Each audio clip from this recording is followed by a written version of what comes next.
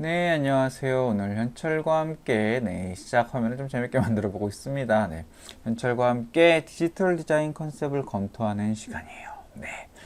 여러분들 과제를 제가 내주고 이렇게까지 할 거를 기대한 건 아니었는데 깜짝 놀랐습니다. 그래서 한번 쫙 살펴보려고요. 이거는 한 학생 거 제가 살짝 모디파이해서 살짝 수정해서 그렇게 검토를 했던 거고요. 이따 볼 거고요. 제가 기대했던 건 원래 이런 거였거든요. 그래서 자기 생각을 좀 정리를 해두자. 이렇게 지금 보시는 것처럼 단계를, 프로세스를 나눠서 이렇게 한 친구들이 있는가 하면 조금 본 것처럼, 좀 전에 보신 것처럼 이미 다 짜가지고 이렇게 한 친구들도 있어서 제가 좀 방향을 선회하기로 했습니다. 그래서 일단 하나하나 같이 한번 리뷰를 하고 그 다음에 또 그러니까 이거 하나의 프로세스를 완성을 하고 그 다음에 거기서 자꾸 베리에이션을 주는 거. 그래서 그 베리에이션을 키우는 능력이 다른 그 그래스하퍼 교육이랑은 조금 다른 방식으로 접근을 하는 건데, 그렇게 해야 나중에 어떤 그 데피니션이 와도 그 데피니션을 자기 입맛에 맞게 수정할 수 있지 않을까 하는 생각을 좀 해보고 있습니다. 그리고 대면으로 할지 비대면으로 할지 계속 그것도 고민 중에 있는데요. 아무래도 활발한 토론을 위해서는 대면이 좋을 것 같고, 또 서로의 생각을 공유하기엔 비대면도 좋을 것 같고, 그래서 뭐 중간중간 이렇게 녹화를 한다든가 하는 방식을 조금 고민해 보고 있어요, 여러분. 여러분과 함께 만들어가는 수업 계속 진행하도록 하겠습니다. 이번 지금 화면에 보고 있는 요거 지금 5단계가 있는데 요게 지금 제가 그냥 실명 거론할게요. 괜찮지? 괜찮죠, 뭐. 성우가 이제 제안을 한 건데, 나무를 만들겠다고 했어요, 나무. 그래서, 일단 프로세스를 잘 나눴죠. 일정한 범위 내에서 랜덤한 점을 찾겠다. 랜덤한 점을 여기서 찾고, 그러니까 일단 이거는 우리 잘 알고 있는 팝3D 같은 걸로 점을 쫙 뿌릴 수 있겠죠. 그 다음에 랜덤한 점을 한 점에서 시작하는 커브로 잇기. 요게 두 번째 단계인데, 요거 중요합니다. 저는 이게 사실 제일 어려울 것 같고, 이게 모든 걸 결정하는 요소일 것 같거든요. 본인도 막 이렇게 여러 번 수정을 했어. 썼다, 지웠다, 썼다, 지웠다. 그 다음에, 커브를 원통으로 만들기. 커브가 만들어지면 그 다음에 원통으로 만드는 건 어렵지 않을 것 같아요. 그리고 이제 점점 좁아지게. 근데 지금 그림을 보면 나무 줄기보다는 약간 그 어떤 뭐 이렇게 무슨 그 약간 지금 보니까 뱀장어 같기도 하고, 뱀장어 같기도 하고. 저는 처음에 해파리 같은 느낌을 받았었는데, 아무튼 요거는 한번 어떻게 더 예쁘게 할 수 있을지 고민을 좀 해보면 좋을 것 같고요. 그 다음에 그 원통형을 따라서 랜덤한 점의 요 점들이죠. 거기에 나뭇잎을 만든다. 이것도 충분히 가능할 것 같습니다. 그리고 이제 랜덤한 크기, 랜덤 방향으로 했는데, 이 방향을 커브에는 이제 방향이라는 게 있거든요. 그 커브의 방향에서 이렇게 돌려나기죠. 그 돌려나가는 방향을 어떻게 내가 조절할 수 있을 것인가. 그런 것들에 대해서 고민을 하면 좋을 것 같고요. 그래서 커브의 접선 아니면 그 법평면, 퍼펜디큘러 평면이나 뭐 여러 가지가 있는데, 그런 것들에 대해서 좀 고민을 하면서 만들면 좋을 것 같고요. 그 다음에 이 점에서 시작하는 원통을 만든다면 이거는 되게 뭐 이렇게 기둥 뿌리를 만들면 좋을 것 같고, 그 다음에 얘네들이 겹치면서 이렇게 여기가 만들어지는 것도 나쁘진 않을 것 같아요. 이 점에서 딱 시작하면 너무 화초 같은 느낌, 지금 여기처럼 그렇게 드러날 테니까 그런 것도 좀 고민을 하면 좋을 것 같습니다. 근데 중요한 건 이거거든요. 일단 점들을 어떻게 연결해서 커브로 만들 것인가. 그러니까 여기서 뿌려지는 점들, 만약에 뭐 50개라고 할게요. 50개가 있으면 예를 들어서 그 중에 뭐 한 5개씩 또는 뭐 10개씩 이게 연결을 하겠다라고 했을 때 어떻게 분류를 할 건가? 아니면 정말 랜덤하게 꼬을 건가? 근데 그렇게 랜덤하게 꼬았을 때 이게 잘하는 방향이 있어야 될 거 아니에요? 그 잘하는 방향을 내가 어떻게 컨트롤 할 것인가? 어떻게 소팅 할 것인가? 이런 것들을 잘 고민해서 얘가 사실 형상을 결정하는 거거든요. 이게 만들어졌을 때. 그래서 이 점을 랜덤하게 바꾸면서도 이게 나무처럼 보이게 컨트롤 될 수 있는 그 방법을 찾는 게, 즉 1번과 2번 사이에 또는 2번에서 이 커브를 만드는 상황에서 굉장히 다양한 접근을 할 수 있을 것 같아요. 네. 그래서 만들어 보시고 각 단계별로 잘 정리를 하면 될 것 같습니다. 뒷부분은 상대적으로 쉬울 것 같고 여기서는 공부만 좀 하면 될 것 같고요. 네. 그렇게 해서 만들고 다 만들었을 때 내가 이거를 나무라고 부를 것인지 또 다른 형상으로 생각을 해야 될 것인지 그것도 같이 고민해 보면 좋을 것 같아요. 네. 성우 거 여기서 마무리 할게요. 네. 그 다음에 네, 제욱의 타일입니다. 네. 그래서 각각 다른 패턴의 패널을 만든다고 했어요. 그래서 일단 간단하게 1, 2, 3 이렇게 만들었어요. 그렇죠? 네. 3을 만들어서 지금 2, 1, 2, 3을 뭐 이렇게 3, 3, 1 이렇게 있으면 요거를 이렇게 만들었다는 거죠. 그러면서 패턴의 패널을 추가하면서 랜덤한 모양의 타일을 만들어 본다. 제가 깜짝 놀란 게 뭐냐면 제가 작년에 막 이렇게 연구하고 좀 고민하고 조만간 이제 정리를 하려고 하는 것 중에 하나가 저렇게 패턴을 코드화하는 거였거든요. 그래서 지금 잘 보시면 이 1, 2, 3은 그냥 뭐가 와도 상관없어요. 중요한 건 이렇게 코드를 만들었을 때 그 코드를 이렇게 치환할 수 있다는 거죠. 그래서 지금 보시면 여기 2라고 되어 있는 부분이 다 우리 보면 이렇게 되어 있잖아요. 이렇게 코드화된 패턴을 내가 만들면 이런 코드로 내가 원하는 도형을 여기다가 요 1, 2, 3만 바꿔치기를 하면 얼마든지 재밌는 도형들을 만들 수 있다는 게 포인트가 되겠습니다. 그래서 지금 사실은 1, 2, 3 썼는데 2랑 3은 1은 이거 두 개를 사실 더해서 만들 수도 있는 거고요. 뭐 여러 가지 그걸 또 따로 생각할 수도 있고 그 다음에 이렇게 8개 또 예시를 딱 그려놨는데 이게 잘 보면 이렇게 3개 선 가운데 중심으로 생각을 해서 이렇게 3개의 선이 있다. 그 다음에 여기 또 3개의 선이 있다. 이렇게 해서 4개를 만들었고 그 다음에 이번엔 2개의 선을 가지고 만들었는데 이거 사실은 이 4개의 영역에 온오프로도 만들 수 있어요. 그러니까 코드가 조금 더 복잡해질 수 있는 거죠. 1, 2, 3, 4, 5, 6, 7, 8이 아니라 이 4개를 가지고 온오프로 만드는 방식의 또 16진수 코드를 만들 수도 있는 거죠. 그래서 굉장히 재밌게 만들어 볼 수 있는데 그래서 이 제욱의 아이템은 코드로 내가 이 패턴을 만든다. 나중에는 그러면 데이터는 뭐예요? 이 코드만 갖고 있으면 되거든요. 그리고 저 코드를 새로 생성을 해도 되고 그 다음에 이 코드를 가지고 완전히 새로운 패턴들을 만들어낼 수 있다는 게 포인트가 되겠습니다.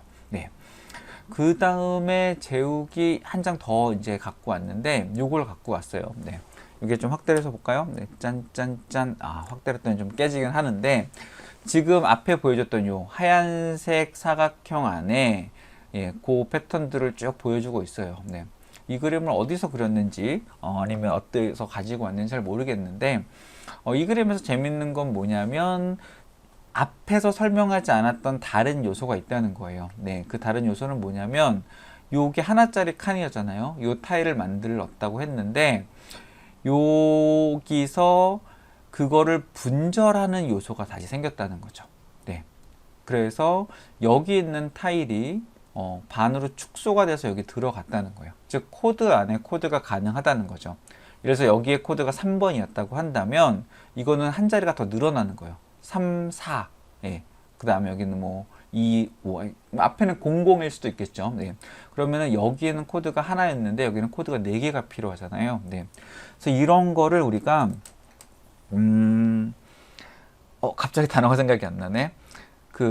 쿼드 트리. 쿼드 트리라는 용어가 있어요. 쿼드 트리는 뭐냐면 되게 이제 어떤 점이 어디 있는가, 어떤 형상이 어디 있는가를 쉽게 찾아내는 그런 과정이 있어요. 그래서 쿼드 트리는 뭐냐면 이거 하나를 영역이라고 보는 거죠. 그런데 그 안에 다시 더 요소가 많이 들어가면 여기를 4개로 나누는 거예요. 쿼드 트리는. 이렇게 생각하면 좋을 것 같아요. 여기를 만약에 어떤 구라고 했으면 이게 9단위로 쫙 이렇게 만들었는데 여기는 좀 과밀 지역이 됐어. 그러면 행정구역을 좀 더 나눠야 되잖아요. 그럼 구 안에 다시 동을 나누고 그런 식으로 나눌 수 있는 걸 우리가 이제 쿼드 트리라고 하는데 쿼드 트리의 개념이 들어가 있는 거예요. 쿼드 트리 안에 또 같은 패턴의 도형들이 스케일이 작은 채로 들어가 있는 거죠. 또 하나의 패턴은 뭐냐면 또 하나의 앞에서 언급되지 않았던 패턴은 뭐냐면 이런 거죠. 지금 색깔이 다른 영역들이 보이죠. 이 색깔이 다른 영역들은 잘 보시면 뭐예요? 이 선들이 없는, 아까 타일을 하나의 코드에 맞게 넣었다고 했는데 그 코드가 아닌, 즉 0번 코드가 있다는 거죠. 0번 코드가 될 수도 있고, 아까 제가 이걸 분절해서 이렇게 얘기를 했는데 아무것도 없이 선택이 되는 그런 경우에 대한 배경색을 바꾸는 그런 옵션이 또 있다는 거예요. 그래서 그 앞에서 1, 2, 3에서 언급하지 않았던 그런 패턴이 있는 건데, 네, 뭐 어떤 거를 먼저 했을지는 잘 모르지만 그런 과정들을 지금 제가 이제 언급한 내용들을 포함해서 진행을 하면 재밌을 것 같습니다. 그래서 너무 어려워하지 마시고 뜯어가면서 하는 거죠. 앞에 1, 2, 3 잘 했고 내가 코드를 만든다. 그 다음에 이걸 쿼드 트리랑 연결을 시켜본다. 이런 것들을 좀 공부하면서 하시면 굉장히 재밌게 작업할 수 있을 것 같습니다. 그리고 이제 결과물이 재밌는 거잖아요. 이 대각선을 딱 썼기 때문에 바닥에 있는 저 흰선들을 다 제거하고 나면 결국에 남는 건 이 대각선들로 이루어지는 그런 도형들이거든요. 네. 그런 도형들이 어떻게 나올 수 있는가, 이런 것들을 공부하면서 하면 재밌을 것 같습니다. 네. 그리고 다음은 진연의 벽돌 쌓기입니다. 네, 그래서 벽돌을 쌓는 건데 지금 보시면 4단계로 나눴죠. 네, 여러 개의 사각형을 한 평면 위에 그린다. 네, 평면 위인데 이게 이제 서 있는 면인 것 같아요. 벽돌을 쌓는 거니까. 그 다음에 사각형을 입체화해서 블록을 생성한다. 네, 그래서 블록을 생성한다. 근데 여기는 단계가 너무 쉬워. 이거 하나하나는 사실은 한 단계 안에 들어가야 있을 그런 요소인 것 같아요. 네, 아무튼 블록을 쌓는 거죠. 그 다음에 블록 사이사이에 일정한 간격을 둔다. 네, 이렇게 얘기를 했는데 간격을 둬서 블록을 배치하는 거, 이것도 사실은 여기까지 3단계까지를 좀 다른 방식으로 볼 수 있을 것 같아요. 그 다음에 이제 여기가 이제 포인트죠. 블록을 선택해서 또는 범위를 선택해서 회전시킨다. 네, 이렇게 생각할 수도 있고, 아니면 하나하나의 회전 각도를 내가 조절을 한다. 이렇게 생각해도 좋을 것 같습니다. 그래서 각각의 블록을 어떤 경향이나 패턴에 따라서, 내 논리에 따라서 회전을 시킨다 라고 생각을 하면 좋을 것 같아요. 지금 여기 체크한 애들만 선택해서 회전시킨다, 이런 것도 좋을 것 같은데 요 회전시키려면 여기 공간이 필요하잖아요. 그래서 일정한 간격을 둔다라고 이제 생각을 잘한 것 같아요. 그런데 그 다음 이미지를 이제 줬거든요. 다음 이미지랑 비교를 해보면, 네, 지금 보면 이 벽돌들은 어떤 면을 제가 볼 땐 좀 형성하고 있는 것 같아요. 그 면이 일종의 곡면이 있는 거죠. 네, 그러니까 무작위로 회전시켰다기보다는 그 곡면의 특성을 어떻게 나타낼 수 있을 것인가에 따라서 회전되는 각도가 달라졌을 수도 있고, 반대로 내가 회전을 어떤 경향을 주면서 몇 개의 선들이 좀 보이죠.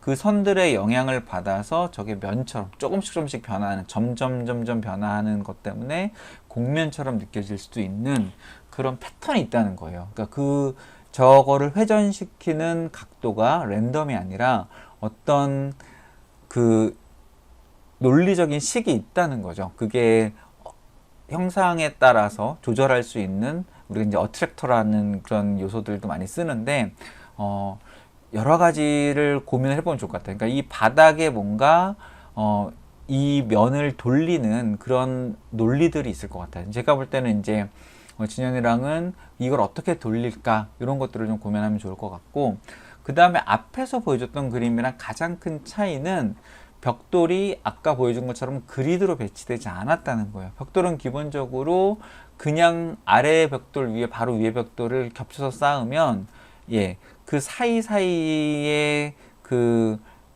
틈이, 그러니까 약하잖아요. 그러니까 힘이 전달이 아래로만 되잖아요. 그렇죠? 근데 벽돌은 지금처럼 여기 보시는 것처럼 요거 위에, 하나 위에 이게 쌓이고 하나 위에 두 개가 이렇게 있어야, 그래서 이 힘이 양쪽으로 전달이 되면서 벽에 강성이 생기는 거거든요. 그렇죠?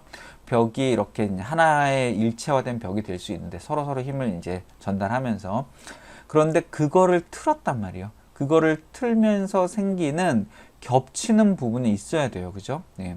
그래서 어떻게 벽돌을 돌렸을 때 이게 벽돌이 아래랑 떨어지지 않게끔 하는 각도까지 제어할 수 있을까? 그게 사실은 포인트일 수 있습니다. 그래서 아랫줄과 윗줄이 겹치는 영역이 어디까지 있는지, 그 다음에 이 곡면에 따라서 어떤 논리를 가지고 줄 것인지, 그 다음에 이 두 가지를 어떻게 섞을 것인지, 이런 것들을 같이 고민하면 좋겠어요. 네. 그래서 벽돌을 이제 회전하면서 쌓는 거는 굉장히 많은 논리들이 있는데, 꼭 지켜야 되는 것들, 이게 쌓을 수 있게끔 만들어줘야 된다라는 것과, 그 다음에 전체적으로 이게 어떤 형상과 어떤 패턴을 가지고 쌓이는지, 이런 것들을 제어할 수 있도록, 네, 한번 고민을 해보면 좋겠습니다. 네. 그리고 네, 이어서 태섭의 직소 퍼즐이에요. 태섭의 직소 퍼즐인데 지금 보시면 그림을 이렇게 맞게 1, 2, 3, 4를 넣어서 그렸어요. 근데 글이 좀 따로 있어서 글을 먼저 보여드리고 할게요. 중요한 건 뭐냐면 이 점들이 이렇게 고정이 돼서 사각형을 이렇게 만들 수 있다는 거죠. 네. 그리고 그 사이에 진 선분을 이렇게 변화를 주는 거예요. 네. 그런 변화를 주면서 여러 가지 방법, 제어하는 방법들에 대해서 고민을 많이 했어요. 네. 그래서 어떤 고민들을 했는지 같이 보겠습니다. 네. 그래서 랜덤한 모양의 퍼즐 조각들이 그 다음에 일정한 간격을 두고 배치돼서 하나의 판을 이루는 직소 퍼즐의 특징, 네, 이런 것들을 만들어 보겠다고 했습니다. 그래서 네 가지 원칙을 잡았어요. 네, 지금 보시면 좀 확대할까요? 네, 짠짠짠. 네, 그래서 퍼즐의 모서리에서 이어지는 선이 꼭지점을 이루지 않는다. 네, 퍼즐의 모서리 보고 올게요. 퍼즐의 모서리에 이어지는 선이 꼭지점을 이루지 않는다. 저게 좀 저는 어려웠는데 이게 꼭지점을 이루지 않는다. 뭐 이런 뜻인 것 같아요. 네, 그러니까 이게 부드럽게 이어진다는 뜻인가? 네. 그런 것 같기도 하고, 네, 이건 한번 나중에 보겠습니다. 이게 사실 되게 중요한 게 이 곡선을 바꾸는 걸로 끝나는 게 아니라 이 위의 선이랑 연결이 돼야 되거든요. 저게 사실 굉장히 어려운 부분일 것 같습니다. 아무튼 다시 돌아갈게요. 그 다음에 퍼즐의 요철 부분이 5개의 변곡점을 가진 곡선이다. 네, 그래서 2번 볼게요. 여기서 5개라고 했는데 이 5번 바뀌었다고 했죠. 근데 이게 변곡점이라고 표현을 했는데 변곡점이라는 용어는 조금 좀 수정을 해야 될 것 같아요. 변곡점은 아니고 지금 이게 뭔가 접선을 그린 것 같은데 그냥 이 접선은 곳곳에 다 그릴 수 있어요. 네. 변곡점이라고 하면 이 변곡점을 쉽게 설명하면 곡선의 방향이 바뀌는 거예요. 네. 그 곡선의 방향이 바뀐다는 건 뭐냐면 내가 저거를 롤러코스터나 자동차라고 생각을 하시면 여러분이 이렇게 길을 가잖아요. 이게 고속도로예요. 쭉 가는데 내가 우회전을 하고 있잖아요. 이건 핸들을 오른쪽으로 꺾어야 되죠. 오른쪽으로 꺾다가 여기서 핸들이 탁 풀리면서 왼쪽으로 꺾어야 되는 시점이 옵니다. 네, 그 시점 어디죠? 여기죠. 여기를 우리가 변곡점이라고 불러요. 네, 그래서 여기가 지금 여기 보면 접선이 이 진행 방향이 왼쪽에 그려지잖아요. 이건 진행 방향이 오른쪽에 그려지죠. 즉 접선의 위치가 바뀌는 방향, 이 점이 우리가 변곡점이라고 부르는 겁니다. 즉 핸들을 내가 바꾸는 부분. 그 다음에 여기도 마찬가지로 여기서 변곡점이 생기는 거죠. 좌회전을 하다가 우회전 시작하는 부분. 즉 변곡점이 2개인 부분인 거예요. 네. 변곡점이 2개인 거를 이런 제어점들을 통해서 생각을 할 수 있다는 거죠. 그래서 지금 보시면 여기다 그린 선들이 다 변곡점이 2개인 부분입니다. 네, 2개인 그런 곡선들로 만들겠다. 이렇게 생각하시면 될 것 같고요. 그 다음에 세 번째, 튀어나온 부분이 퍼즐 폭의 3분의 1을 넘지 않는다 라고 했어요. 네.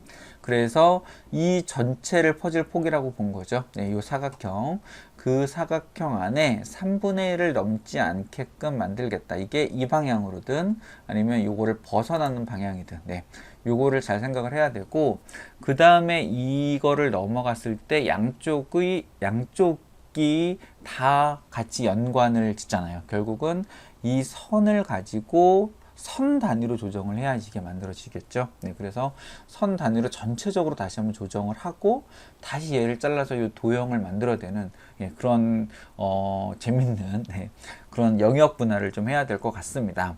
그 다음에 네 번째 있었죠. 요철의 위치가 중앙에 가장 많이 위치하게 한다. 이 부분이 사실 조금 어려울 것 같은데 요게 가장 중앙에 위치하게 하겠다.